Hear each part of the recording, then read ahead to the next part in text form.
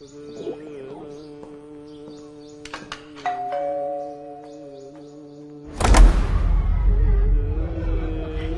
है? अरे कहाँ जा रहे हो? अरे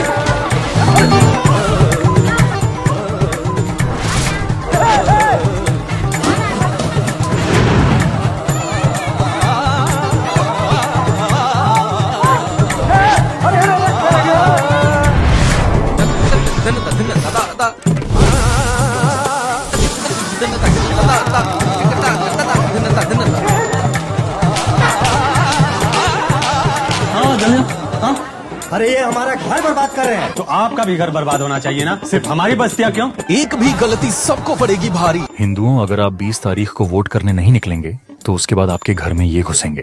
जागो तो एक बार